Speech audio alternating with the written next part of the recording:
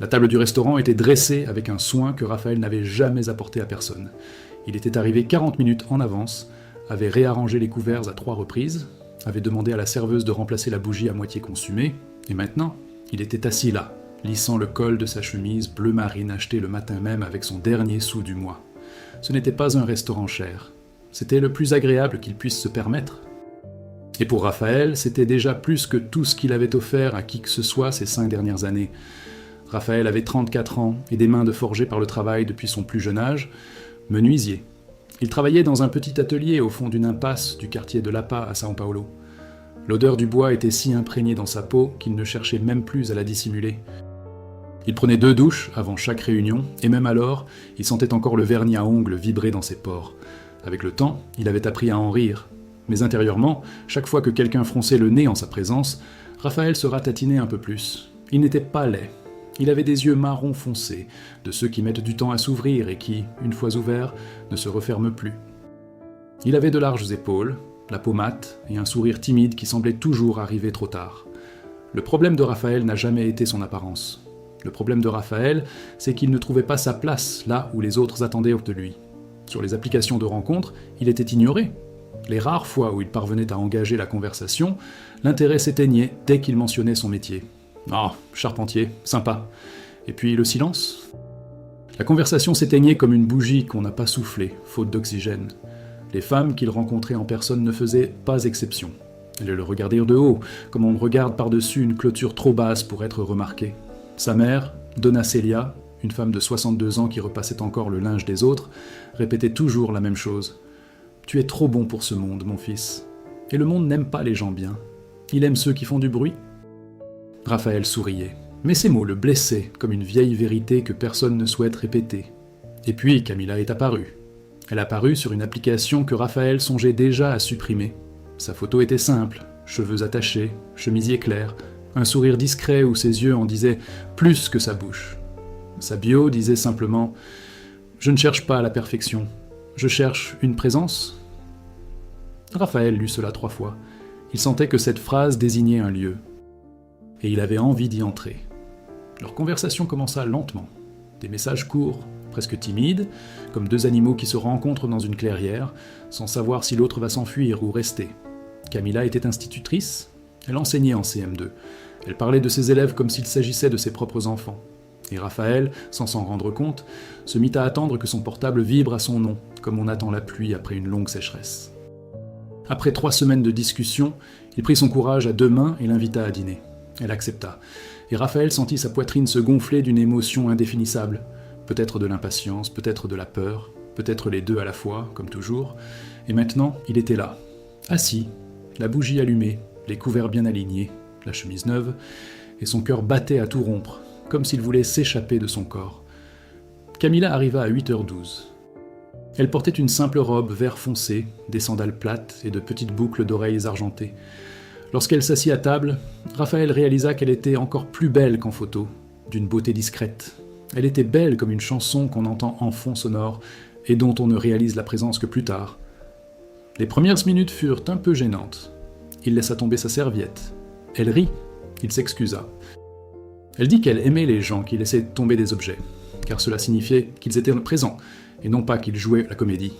Et avec cette phrase, quelque chose s'ouvrit entre eux. Un espace. Une invitation. Ils discutaient comme 2 personnes assoiffées depuis longtemps qui venaient enfin de trouver de l'eau. Raphaël parlait de son travail, des tables qu'il fabriquait, de l'odeur du bois qui imprégnait ses mains. Camilla écoutait attentivement, non pas cette attention polie que l'on feint en pensant à autre chose, mais une attention sincère, celle qu'on remarque parce que la personne cesse de tripoter son téléphone, cesse de regarder autour d'elle, cesse d'exister ailleurs qu'ici et maintenant.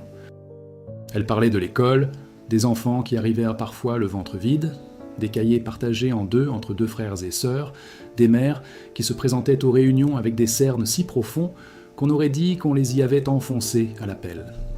Raphaël écoutait et ressentit quelque chose de rare, de l'admiration, non pas pour ce qu'elle possédait, mais pour ce qu'elle avait choisi de porter. Puis, au beau milieu d'une pause naturelle, après que le serveur eut débarrassé les assiettes et apporté le café, Camilla baissa les yeux, prit une profonde inspiration et dit d'une voix qui se voulait ferme mais qui tremblait légèrement. Raphaël, je dois te dire quelque chose avant de continuer, parce que je préfère que ça fasse mal maintenant que plus tard. » Il sentit son estomac se nouer. Il posa les mains sur la table et attendit. « J'ai 2 enfants. L'un a 7 ans et l'autre 4. Leur père est parti quand le plus jeune avait 6 mois. Depuis, je suis toute seule. » Elle marqua une pause.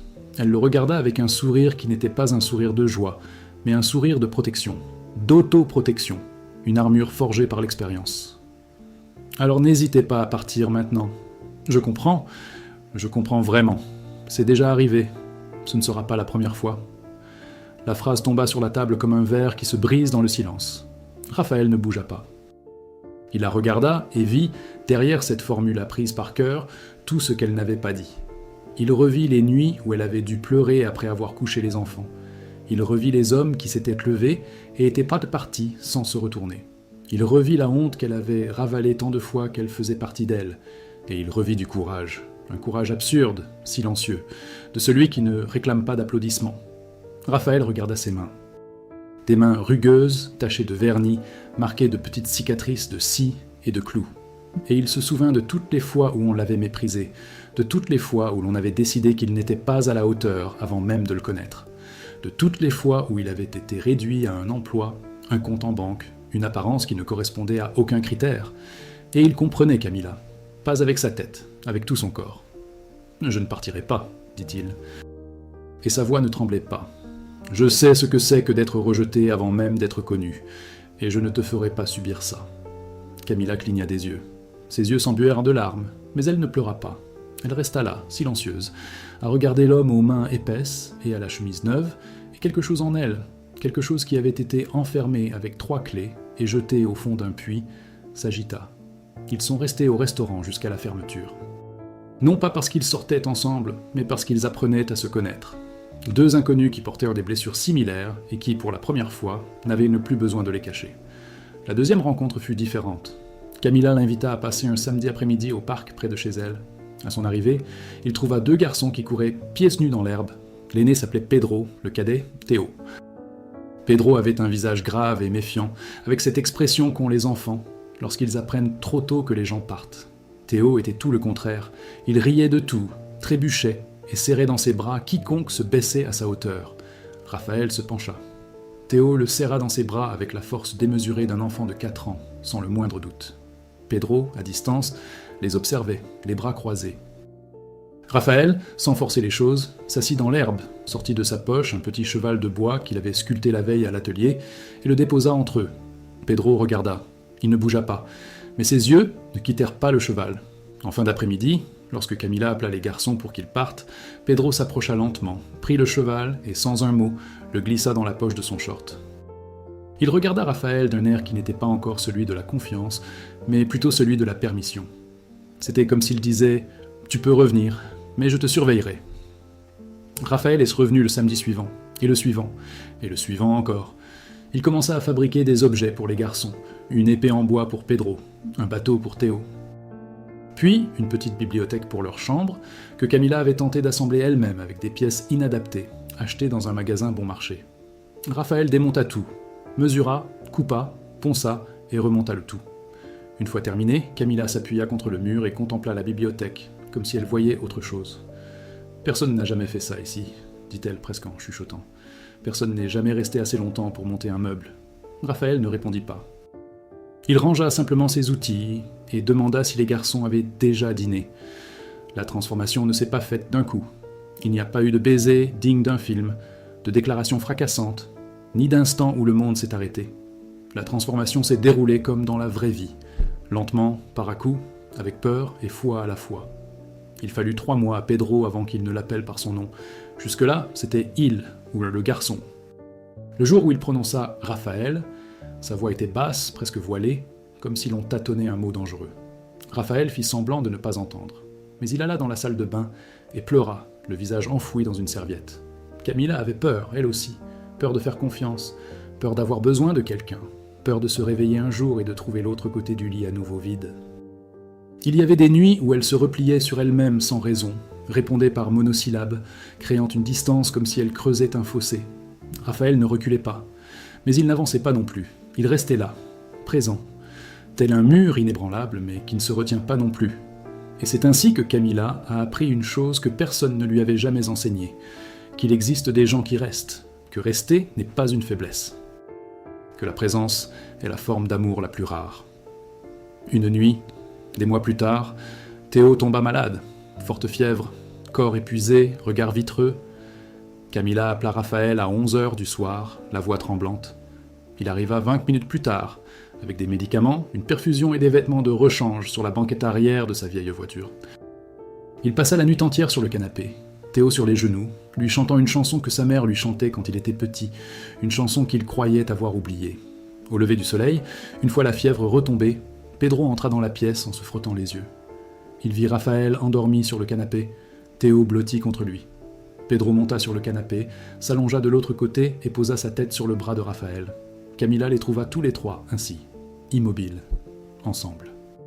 Comme une photo que personne n'avait prise, mais qu'elle garderait à jamais gravée dans sa mémoire. Ce matin-là, en préparant le café, Camilla regarda Raphaël et dit, sans prévenir, sans répéter, « Je ne sais pas ce que j'ai fait pour te mériter. » Raphaël prit la tasse, souffla sur le café et répondit, « Tu n'as rien fait, tu es parti, et c'est suffisant. » Les mois passèrent. Raphaël n'avait pas encore emménagé chez Camilla, mais il était là tous les jours. Il emmenait Pedro à l'école. Il aidait Théo à lasser ses chaussures. Il réparait la douche, la serrure, le tiroir coincé. Et le soir, une fois les enfants endormis, il s'asseyait avec Camilla sur la petite véranda et ils restaient silencieux ensemble. Non pas un silence pesant, mais ce silence qui n'existe qu'entre deux personnes qui n'ont pas besoin de mots pour se sentir unies. Donna Célia rencontra Camilla un dimanche pluvieux. Il arriva avec un gâteau de maïs et repartit avec 2 nouveaux petits-enfants. Théo l'appelait « Mamie » avant même le déjeuner. Pedro attendit le dessert, mais il l'appela. Et Donna Célia, qui avait passé sa vie à dire que le monde n'aimait pas les bonnes personnes, regarda son fils et murmura, les yeux remplis de larmes, « Tu vois, mon fils, le monde prend son temps, mais il finit par arriver. » Un samedi comme un autre, sans raison particulière, Raphaël emmena Camilla et les garçons dans son atelier. C'était la première fois qu'elle voyait l'endroit où il travaillait. L'espace était petit, empestait la sueur et la colle, et une fine poussière recouvrait tout. Mais il y avait aussi, accrochés au mur du fond, des photos de tous les meubles qu'il avait fabriqués, tables, chaises, berceaux, étagères. Et sous chaque photo, une petite note avec le nom du client et la date. Camilla passa ses doigts sur l'une des photos. C'était un simple berceau en cèdre aux angles délicatement sculptés. « J'ai fait celle-ci pour une femme qui allait avoir son premier enfant », a déclaré Raphaël. « Elle n'avait pas d'argent. Je ne lui ai facturé que les matériaux. Elle a pleuré en la voyant. » Camilla le regarda, et elle comprit quelque chose qu'elle savait déjà, mais qu'elle n'avait jamais formulé. Raphaël n'était pas invisible, il était silencieux, et le monde confond les deux. Il confond ceux qui ne crient pas avec ceux qui n'existent pas, il confond humilité et insignifiance. Et ceux qui paient le prix de cette confusion sont ceux qui auraient le plus à offrir, si seulement quelqu'un prenait le temps de les regarder. Pedro tira sur la manche de la chemise de Raphaël et demanda « Pouvez-vous m'apprendre à fabriquer un cheval comme celui-là » Raphaël s'accroupit à la hauteur du garçon et dit « Je peux, mais cela prend du temps, il faut être patient. » Pedro hocha la tête, sérieux comme toujours. « J'ai. » Camilla détourna le visage pour dissimuler ses sentiments. Mais il n'y avait rien à cacher. Tout était visible. L'amour n'avait pas besoin d'être exprimé, car il transparaissait déjà dans chaque geste, dans chaque présence répétée, dans chaque silence partagé. Ce soir-là, après que les garçons se furent endormis sur la banquette arrière de la voiture sur le chemin du retour, Camilla prit la main de Raphaël sur le levier de vitesse et dit « Ce soir-là, au restaurant, quand je t'ai donné la possibilité de partir, je m'attendais à ce que tu partes. Tout le monde est parti. » Raphaël lui serra la main. « Je sais. Pourquoi es-tu resté ?» Il réfléchit un instant. Non pas qu'il ignorât la réponse, mais parce qu'il voulait la formuler correctement. Parce que j'ai, moi aussi, été licencié de nombreux endroits, et je sais combien ça fait mal. Je ne voudrais pas que ce soit cet endroit pour toi. Camilla appuya sa tête contre la vitre et ferma les yeux. La ville défilait dehors. Lumière diffuse, rue mouillée, reflet d'un monde en perpétuel mouvement. Mais à l'intérieur de la voiture, tout était immobile. Tout était intact, et peut-être est-ce là l'essence même de l'amour. Non pas la grande promesse, non pas le geste impossible, non pas la perfection attendue de quelqu'un d'imparfait, mais le petit choix quotidien, silencieux, de rester quand il serait plus facile de partir, de construire quand il serait plus commode de détruire, de regarder celui ou celle que le monde a rejeté, et de lui dire par ses mains, par sa présence, par le temps, « Je te vois, je te choisis », non pas malgré ce que tu portes, mais avec tout ce que tu portes. Raphaël n'a jamais été un homme de grands discours, il n'est jamais monté sur scène, n'a jamais prononcé de discours, n'a jamais mené la vie enviée de loin, mais il construisait des choses qui duraient, des tables où les familles se réunissaient pour dîner, des étagères où les enfants rangèrent leurs livres. Et maintenant, sans le vouloir, sans s'en rendre compte, il était en train de construire quelque chose qu'aucun bois au monde ne pouvait fabriquer, une maison, non pas de murs et de toits, mais de présence, de constance, d'amour qui ne demande rien de plus que la permission d'exister. Et Camilla, qui a longtemps cru que demander de l'aide était un signe de faiblesse et que retomber amoureuse était trop risqué, a appris que le courage le plus difficile n'est pas celui de se protéger, mais celui de s'ouvrir. C'est confier ce qu'il y a de plus fragile en soi à quelqu'un d'autre et avoir confiance qu'il saura le protéger. Ce soir-là, sur le balcon, tandis que le café refroidissait et que les grillons chantaient dans l'obscurité, Camilla regarda Raphaël et sourit. Non pas le sourire protecteur qu'elle arborait comme un bouclier, mais un sourire franc, désarmant, presque enfantin. « Reste, dit-elle. » Et Raphaël resta, comme tous les jours, comme tous les 2 jours, parce que certaines personnes n'ont pas besoin d'être exceptionnelles pour être inoubliables. Il leur suffit d'être authentiques. Et lorsque 2 personnes authentiques se rencontrent dans un monde de masques, ce qui naît entre elles n'est pas une romance de film.